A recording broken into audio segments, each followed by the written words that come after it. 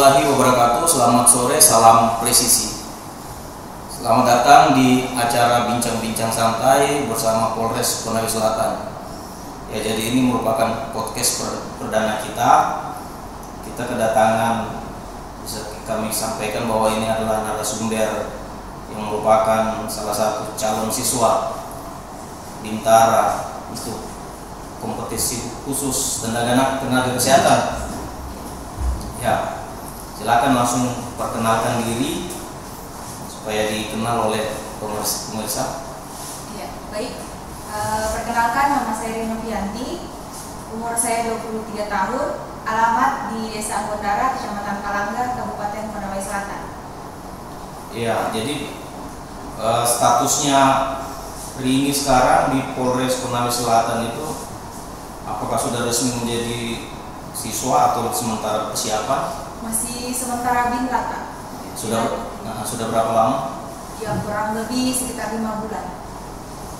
Jadi apakah untuk binlat itu hanya di Polres Konawe Selatan ini? Untuk dari yang Polda Sutra itu binlatnya di masing-masing Polres. Untuk semua casis binlat yang menunggu pendidikan di gelombang kedua itu mereka jadi Polres lain melakukan binlat sama seperti kita di sini. Kalau untuk di Polres Konawe Selatan sendiri ada berapa casis binlatnya? Casis binlat ada 10. Bakomsus ya. Bakomsus 1, Bakomsus Nagas 1 saya sendiri, kemudian 1 Bintara Brimob, dan yang 8 Bintara Umum. Jadi pendidikannya itu kira-kira kapan itu? Untuk saat ini informasi yang kita dapat saat ini masuk pendidikannya itu nanti bulan 2 tanggal 4, kurang lebih tanggal 4 itu. Terus bagaimana pengalaman saat mulai dari proses kita melaksanakan seleksi sampai akhirnya dinyatakan lulus, pengalamannya bisa diceritakan? Ya, baik. Jadi di sini Pak, saya mendaftar itu sudah 4 kali. Ini yang untuk keempat kali. Yang pertama itu saya mendaftar 2017 waktu tamat SMA. 2017, kemudian di samping itu saya mendaftar kuliah juga. Saya mendaftar kuliah di Unhal, pokoknya semua kampus yang ada di Kendari itu saya mendaftar. Yeah. Kemudian dan yang lulus di Poltekkes Kemenkes Kendari. Di situ saya lulus bidan. Ya, saya lulus di 3 bidan. Kemudian 2018 saya mendaftar lagi sambil kuliah, tapi belum rezeki. Itu hari jatuh di 2017 itu jatuh di kesehatan. 2018 jatuh di kesehatan pertama. Kemudian 2019 mendaftar lagi sambil kuliah. Jatuhnya juga di perankingan. Nanti sudah pantohir terakhir. Perankingan untuk masuk ke kesehatan kedua. Oh iya. Ya, jatuh di situ. Kemudian pas mau pendaftaran yang ke 2020 tuh sudah persiapan berkas juga, hanya pas mau mendaftar drop karena saat itu juga posisinya lagi menyusun tugas akhir kuliah, jadi tidak sempat untuk menyetor berkas, ya akhirnya tidak mendaftar. Kemudian 2021 kemarin, kan sebelumnya itu ada pembukaan juga pendaftaran untuk Bakomsus Nagas. Hanya pada saat itu saya sudah selesai kuliah, selesai tamat, tapi belum keluar transkrip. Ya, jadi saat itu tidak mendaftar dulu.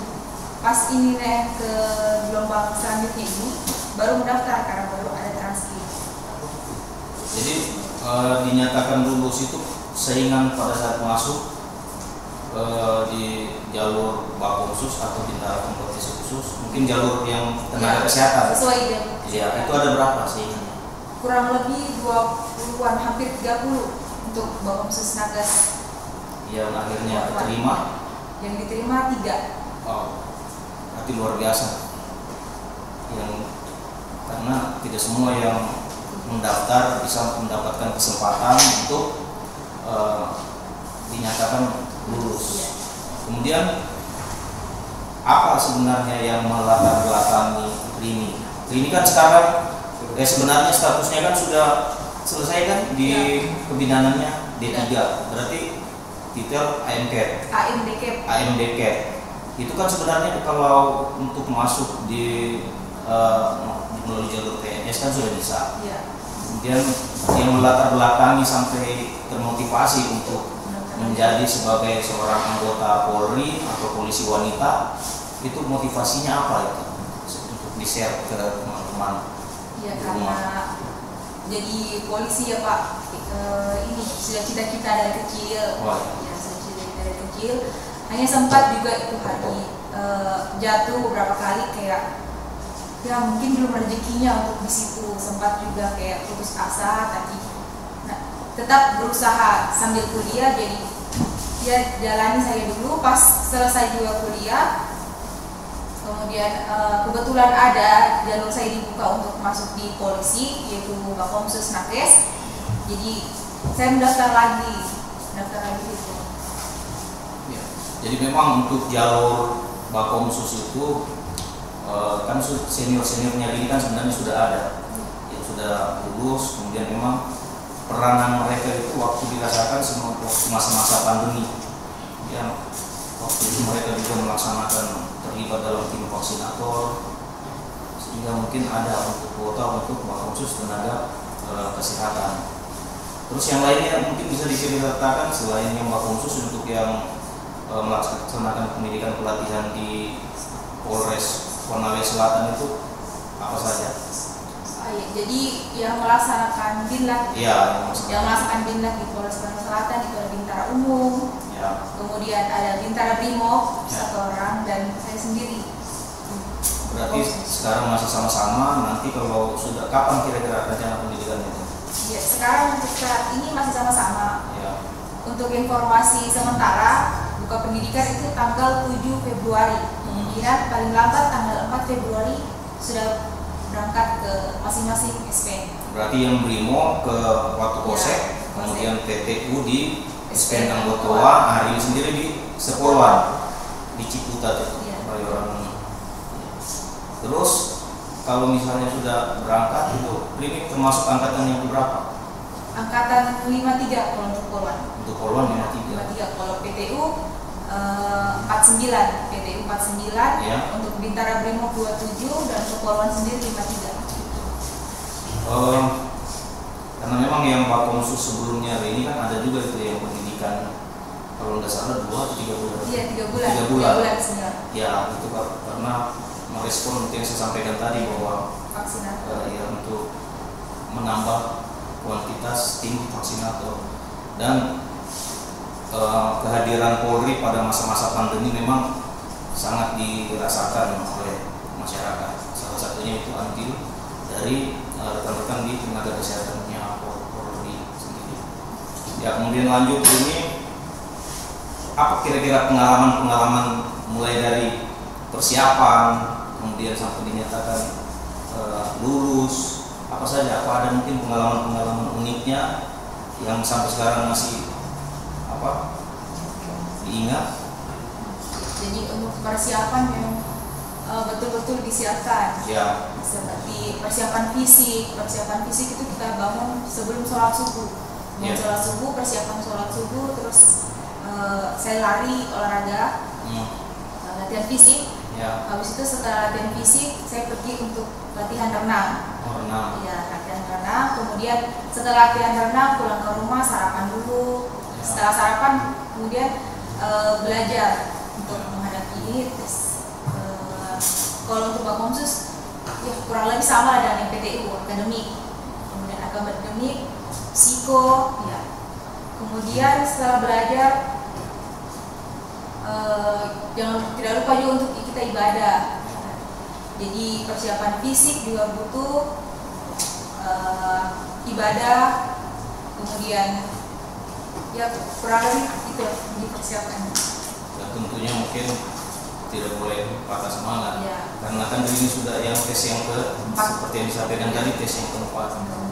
Jadi teman-teman di sana mungkin yang masih berjuang, ketika gagal 1 kali jangan langsung patah arang. Nah, ini ada contohnya. Ini bahwa dia tes yang keempat kali keterima gabung di Polri. Nah, kemudian begini, bagaimana dukungan keluarga itu sendiri? Kalau untuk ini memilih sebab berprofesi sebagai anggota Polri. Kalau untuk keluarga semua Pak, alhamdulillah mendukung dengan sesuai apa yang saya inginkan. Karena tekadku juga kuat untuk masuk di Polri, jadi semua keluarga juga mendukung. Ya, seperti yang kita ketahui bahwa akhir-akhir ini kan Polri sementara disorot tajam terkait pemberitaan negatif baik di media sosial, media elektronik. Kemudian tanggapan ini yang saat ini melaksanakan pembinaan pelatihan dan sebentar lagi mengikuti pendidikan, 5 bulan kemudian resmi menjadi anggota Polri. Menyikapi hal ini, tanggapannya ini bagaimana? Ya, jadi seperti yang Bapak bilang, untuk pada saat ini itu oknum polisi jadi sorotan Pak. Jadi kalau untuk saya Pak itu hanya beberapa saja, hanya oknum yang terlibat, kan tidak semua. Polisi itu kayak melakukan pelanggaran-pelanggaran.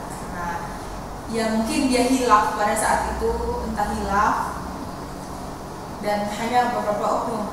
Jadi kalau untuk saya Pak,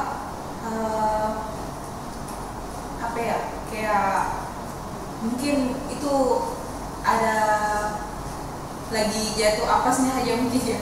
Jadi kalau untuk kita nanti ini yang akan generasi penerus, mungkin kita bisa dijadikan tolak ukur untuk kedepannya, supaya jadikan pembelajaran. Maksudnya segelintir oknum mungkin jasa-jasanya mungkin lebih besar jasanya Mas. Mungkin yang dilakukan polisi seperti pelayanan kepada masyarakat, seperti penangkapan teroris yang di luar sana, kemudian pada saat polisi melakukan apa ini namanya, bagian reskrim, penangkapan ya seperti pencuri, kemudian penyalahgunaan narkoba, itu lebih banyak polisi yang mengambil tugas gitu. Jadi itu tidak menyurutkan tekad dari diri praktis untuk menjadi seorang anggota Polri. Ini kan di Polres Konawe Selatan ini sudah hampir 5 bulan melaksanakan binlar. Bulan Februari sudah berangkat pendidikan. Selama 5 bulan berinteraksi dengan casis-casis mungkin yang dari berbagai kecamatan, berbeda suku. Bagaimana interaksinya bersama calon letting-lettingnya nanti? Ya, jadi awal datang kayak merasa canggung gitu Pak, canggung, ini siapa, dari mana. Nah, nanti setelah berjalan waktu mulai mengenal, oh ternyata si A dari sini, dari asal sini, dia di suku ini. Kemudian kita juga lama-kelamaan kita bisa mengenal karakternya. Kemudian untuk di lingkungan sini juga ya kita mulai menyesuaikan apa sih yang dibikin polisi, apa kegiatannya polisi. Kemudian di sini juga selama kurang lebih 5 bulan dari sini kita diajar sama perwira-perwira pendamping, ya. Jadi banyak kita diajarkan selama kita binlat di sini. Seperti kita diajar baris berbaris atau biasa disebut PBB. Kemudian bagaimana cara kita menghormati yang lebih senior. Kemudian jiwa korsa ya. Kemudian kita diajarkan cara-cara seperti tampil ke depan gitu, apa ini namanya, public speaking juga kita diajarkan. Kemudian kita diarahkan, kita dikasih lihat ini fungsi ini kerjanya begini, fungsi ini bagian begini kerjanya. Kemudian kita juga diarahkan, diperkenalkan bagian-bagian yang ada di Polres Konsel ini. Kemudian banyak juga yang kita diajarkan seperti kita diajar di bagian lantas. Di bagian lantas kita ditunjukkan ini kalau mau buat ini di sini tempatnya, kalau mau buat ini di sini. Kemudian dia kurang lebih gitu. Terus apakah hanya materi mata pelajaran seperti yang disebutkan oleh Rini tadi? Apakah ada juga kegiatan fisik yang diterima selama melaksanakan kegiatan pembinaan pelatihan di Polres Ponsel? Iya, kalau untuk kegiatan fisik tiap pertemuan kita diadakan latihan fisik. Biasanya itu setelah apel. Setelah apel itu pertama kita menghafal itu Tribrata, kemudian Catur Prasetya, kemudian kita juga menghafal Pancasila untuk merefresh kembali apa yang akan kita dapat di SPM. Supaya nanti setelah di SPM sana kita tidak lupa lagi apa yang karena yang saya dengar sendiri, kalau di SPM juga materi-materi yang diberikan ya tentang itu Tribrata, Catur Prasetya. Jadi dari Polres Ponsel ini kita diajar memang di 2 kali untuk sebelum masuk ke SPM. Kemudian begini, menjadi seorang anggota Polri itu memang butuh usaha yang keras, seperti yang sering disampaikan tadi, mulai dari persiapan fisik, kemudian belajar akademik. Tapi salah satu yang menentukan kelulusan juga itu adalah doa dari orang tuanya ini. Bagaimana perasaan orang tua ini ketika ini dulu waktu masih 3 kali gagal, kemudian di pendaftaran terakhir alhamdulillah berhasil, ya bagaimana? Tentunya orang tua sangat bangga Pak, sangat bangga, lebih bangga. Ya. Bersyukur sekali, karena usaha yang di umur yang terakhir juga akhirnya bisa lolos. Kemudian ketika nanti ini sudah menjadi seorang anggota Polri, apa yang ingin diberikan kepada kedua orang tua? Ingin memberangkatkan kedua orang tua ke tanah suci. Orang tuanya ini pekerjaannya apa? Bapak petani, kalau ibu guru SMP. Tapi masih sampai sekarang masih mengajar. Iya masih. Karena memang di balik keberhasilan seorang anak, termasuk teman-temannya ini yang 9 orang itu, saya yakin pasti di situ ada doa orang tua yang dijawab oleh Allah, termasuk Rini tadi. Jadi memang kalau Rini ketika sudah menjadi anggota Polri, niatnya untuk membahagiakan orang tua, bahkan Rini sampaikan tadi untuk memberangkatkan ibadah haji itu, memang itu adalah salah satu wujud dari bakti kita sebagai anak. Dan salah satu lagi contoh untuk kita membahagiakan kedua orang tua itu termasuk dengan tekad kita ketika misalnya menjadi anggota Polri untuk berbuat baik, seperti mungkin yang Pak Kapolres Ponsel sering sampaikan ketika melaksanakan apel. Jadikan tugas kita atau pekerjaan Polri ini sebagai ibadah. Karena ketika sudah kita menjadikan sebagai ibadah, maka kita akan ikhlas dalam melaksanakan tugas kita. Ini mungkin yang bisa dipegang atau disimpan dan ditanamkan, diaplikasikan nanti ketika sudah melaksanakan tugas ini. Karena kasihan orang tua juga yang akan merasakan kesedihan kalau ketika bertugas nantinya terjadi hal-hal yang negatif atau kita tidak inginkan. Ya, kemudian bagaimana untuk pesan-pesan kepada kawan-kawan yang saat ini masih sementara berjuang? Mungkin posisi mereka sekarang masih sementara persiapan isi, belajar. Apa ada pesan-pesan dari ini?